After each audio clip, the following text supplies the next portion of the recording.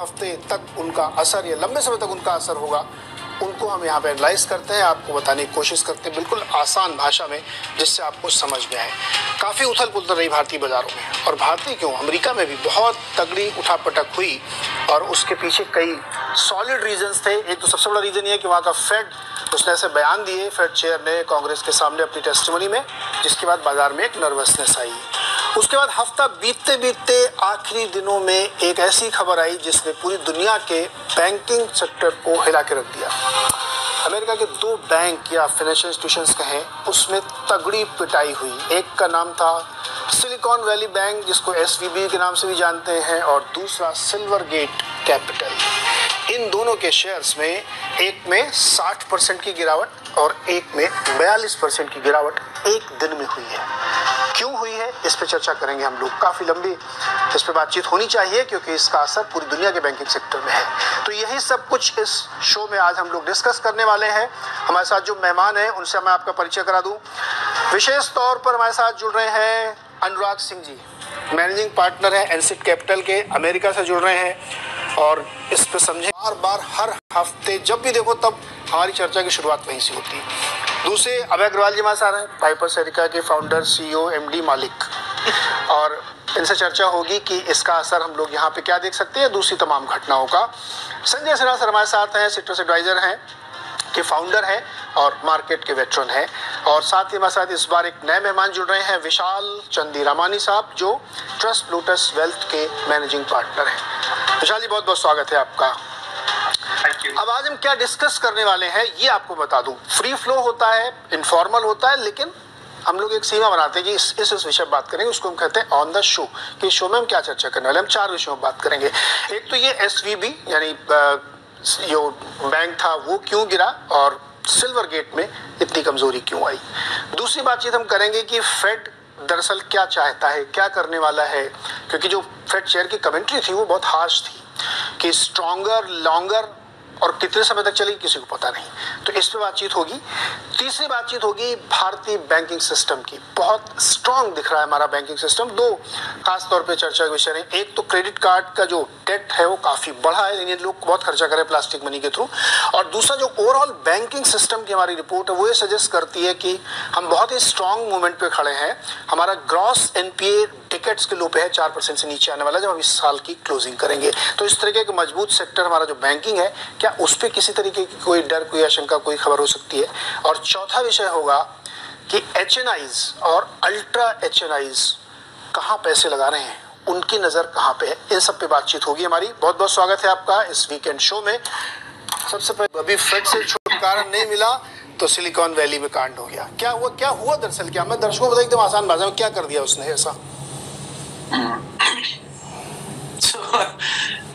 अच्छा नीरज जी, इसको समझने की कोशिश करते हैं। अब देखिए, जब भी कैपिटल फ्रीली अवेलेबल होता है तो कहीं ना कहीं उसके मिसयूजेस भी होते हैं। देखिए, बहुत सिंपल भाषा में समझाते हैं कि हुआ क्या।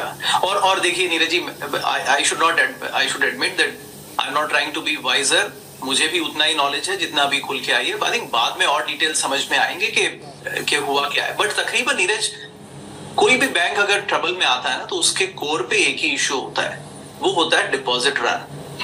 तो बैंक्स के लिए सबसे बड़ा एसेट जो होता है वो उसका एसेट्स नहीं होता, वो होता है उसका डिपॉजिटर्स का मनी, जिस पर वो तकरीबन बहुत लो इंटरेस्ट देता है एंड देन उसी मनी को लेंड करता है। तो अल्टीमेटली दिस इज, अगर हम SVB बैंक देखिए, सिल्वरगेट पे बाद में आएंगे, वो तो बहुत छोटा बैंक है तकरीबन, लेकिन SVB is like a 40-year-old bank, about 160-170 billion dollars के इसके assets, deposits थे, and यहाँ पर कुछ ट्रबल शुरू हुई। तो नीरज, इसका स्टोरी ये है, तकरीबन ये about 50 to 60% lending इसकी startups, venture capital funded companies और within technology and biotechnology areas में होती है। तो it is very heavily exposed first of all to one sector, 50 to 60%। I think ये usually banking norms से हटके है। अच्छा, लेकिन ये क्यों है नीरज? क्योंकि इसका जो फंड रेजिंग है वो लार्जली रिटेल ड्रिवन नहीं है। तो it raises money in secondary market and then lends that money। इसका मतलब ये है कि इसको जो इंटरेस्ट देना पड़ता है अपने डिपॉजिट्स पे, वो भी ज्यादा है compare to JP Morgan, Wells Fargo, जो कि तकरीबन ऑलमोस्ट आजकल नील इंटरेस्ट दे रहे हैं अपने सेविंग्स और चेकिंग अकाउंट्स पर।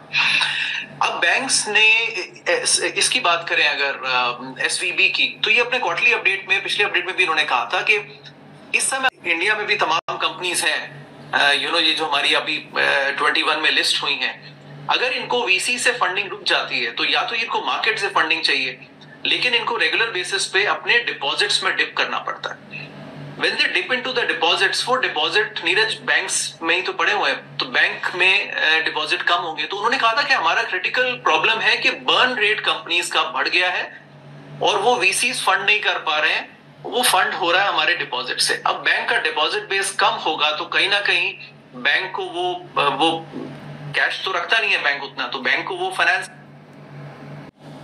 करना पड़ता है, फाइनेंस मतलब उसको ऑनर करना पड़ता है। और जैसे ही वो डिपॉजिट बेस कस्टमर्स विड्रॉ करेंगे, बैंक को कहीं ना कहीं या तो एसेट्स हल्के करने पड़ेंगे और नहीं तो अपने बॉन्ड्स बेचने पड़ेंगे। वही उसने किया। तो आई थिंक थर्सडे को उन्होंने अनाउंस किया कि ऑफ 21 बिलियन मार्केटेबल सिक्योरिटीज, मतलब जो आज मैं बेच सकता हूं, वो तकरीबन बैंक ने सब बेच दिया। और वो इसलिए हुआ बिकॉज अगेन डिपॉजिटर्स विड्रॉ कर रहे थे अपने funds and bank realise that अभी इट कांट सस्टेन।